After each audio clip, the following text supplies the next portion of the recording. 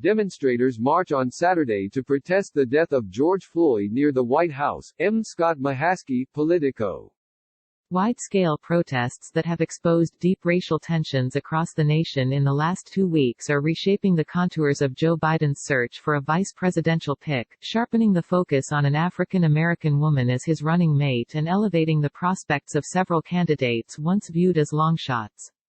The campaign sees the outpouring of anger and emotion in the wake of George Floyd's death as a watershed moment that has made the issue of a black running mate a top consideration, two sources familiar with the internal discussion say. In the last week alone, two prospects who were initially not considered among the top-tier contenders have suddenly burst into contention: Atlanta Mayor Keisha Lance Bottoms and Florida Representative Val Demings. Both have been tapped by the Biden campaign to act as leading surrogates amid the unrest and have seen their national media exposure intensify. Bottoms is being vetted as a Biden running mate, two sources with knowledge of the discussions confirmed to Politico. Demings, a former Orlando police chief, has previously confirmed she's being vetted. The Biden campaign, which has grappled with the question of whether to focus on race or region in choosing a vice presidential candidate, cautioned that the search is still fluid. But campaign advisors and surrogates confirm that the dynamics of Biden's search have quickly changed. Biden, a former vice president himself, said recently he hopes to name a running mate by early August and has given no clear signals about which direction he is leaning other than to say his pick will be a woman. The time for the old playbook of getting geographic balance on the ticket has gone out the window with Sarah Palin, said former Senator Carol Moseley Braun, D.I.L., the first African-American woman to serve in the Senate and a Biden surrogate. These are extraordinary times. Joe is an extraordinary candidate. The only way he's going to get the voters energized is to have a black woman candidate, a black woman, for vice president. Just 10 days ago, top Biden surrogates pointed to Minnesota Senator Amy Klobuchar as a leading contender because of her appeal as a moderate from the Midwest. But her star has fallen in the wake of George Floyd's death in Minneapolis. Social justice activists have been sharply critical of Klobuchar's past record as a Minneapolis area prosecutor and have urged Biden not to choose her. Moseley Braun said the campaign must take heed from the outpouring in the streets. It's not just a signal, it's a cry. It's a cry from the heart from American people. We need to move into another direction, she said. We need to repudiate white supremacy. One source familiar with the internal discussions about vice presidential selection described the campaign's view on the need for a black vice president as an evolution over the last 2 weeks. In an interview, Bottoms deferred to the Biden campaign on questions about her prospects as a Biden running mate. I can tell you that obviously, like so many mayors and governors across this country, my complete focus has been on our streets the last few days, Bottoms said. Within the campaign, the Atlanta mayor is viewed as a loyal, frontline warrior who stood with Biden almost as soon as he launched his 2020 bid last year. Her standing has been bolstered by her recent emergence as an authoritative voice at a time of racial duress in the country.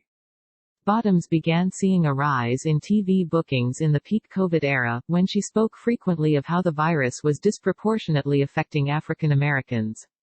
But she became a ubiquitous presence on the airwaves in the wake of a widely lauded, off-script speech on May 29 that followed an evening when thousands of protesters and looters took to the streets of Atlanta. When I saw the murder of George Floyd, I hurt like a mother would hurt. And, yesterday, when I heard there were rumors about violent protests in Atlanta, I did what a mother would do. I called my son and I said, "Where are you?" I said, "I cannot protect you, and black boys shouldn't be out today," she said at a news conference calling for the violence to cease.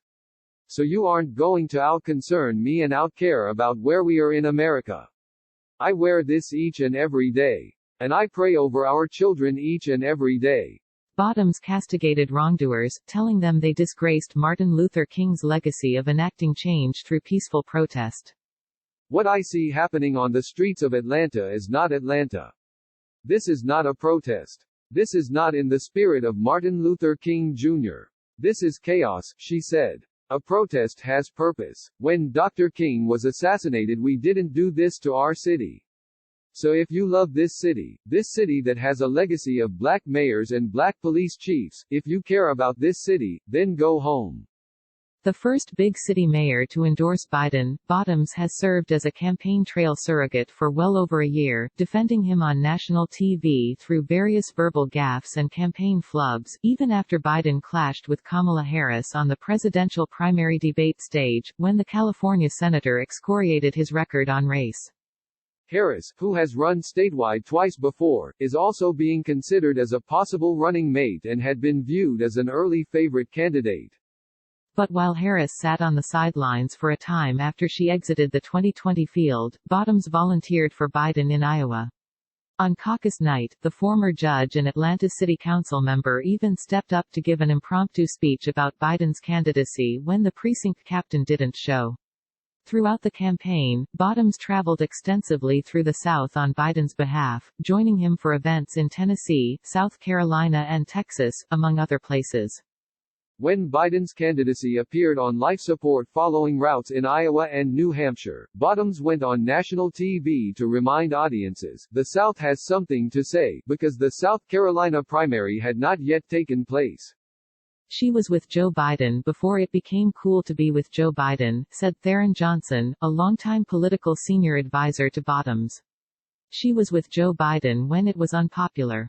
Johnson said Bottoms, who is 50, would bring gender, racial, regional and generational balance to a Democratic ticket.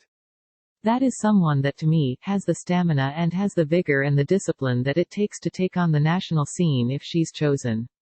She brings a level of humanization to the issues. She's now built up a tremendous national profile, Johnson said, noting that she is looking to add staff to help deal with the media demand, which has been 4 to 5 television hits a night. She not only shares his commitment to the issues, she complements Joe Biden's vision of America. In addition to Harris and Demings, other African American women the campaign is considering include fellow Georgian, former Democratic State House Leader Stacey Abrams, who has been a vocal advocate for her own candidacy, and former National Security Advisor Susan Rice. The recent unrest and focus on police conduct has elevated Demings' profile due to her unique backstory as both a black congresswoman and a former police chief of a major metropolitan force in Florida. Demings' husband is also the former sheriff of the county. Demings, who first drew national notice as a House impeachment manager of President Trump earlier this year, has seen a boomlet of media attention, ranging from Ellen to Sunday news shows to an on-camera interview with Time, as she calls for law enforcement reform. Still, the 63-year-old congresswoman's law enforcement bona fides could prove problematic for some progressive activists, which one Biden campaign advisor described as a delicate situation. But Demings' ability to speak commandingly on the topic and straddle the divide between police and African Americans has been a boon to the Biden campaign, which has increasingly used her as a surrogate to discuss the complex intersections of these two communities. To protect and serve, we all need to make adjustments, Demings told Politico. You know why we see police chiefs and officers walking hand in hand with protesters? You know why we see some officers taking a knee? Doggone, it's because there needs to be reform. They know the criminal justice system they work in needs to be reformed. Orlando's police department has had a history of excessive use of force, but the NAACP president of the region's chapter, who served at the same time that Demings was chief, vouched for her social justice bona fides and tenure leading the agency from 2007 to 2011. Though also criticized by some local activists, Demings has been praised from both ends of the political spectrum, from the NAACP to the current head of the Florida Fraternal Order of Police, a Republican. No major deaths or severe brutality cases appear to have unfolded on her watch, according to news clips and political supporters and detractors. But when she was chief in 2009, she suffered her biggest embarrassment after failing to properly lock her Chevy Tahoe, leading to the theft of her agency-issued 9mm Sig Sauer gun, bullets, handcuffs and baton, according to the Orlando Sentinel. She was reprimanded by her own agency.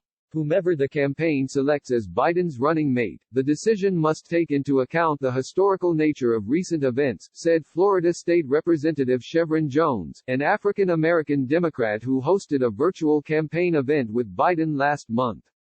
The George Floyd killing has reshaped America's thinking. The campaign, everything, said Jones, who originally favored Senator Elizabeth Warren as a vice presidential pick.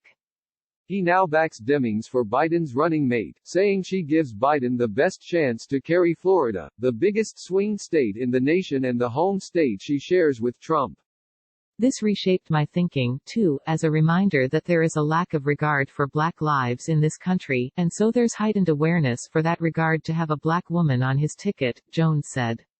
We're not speaking from a place of tokenism. This is reality, and the voice of black women cannot be missing.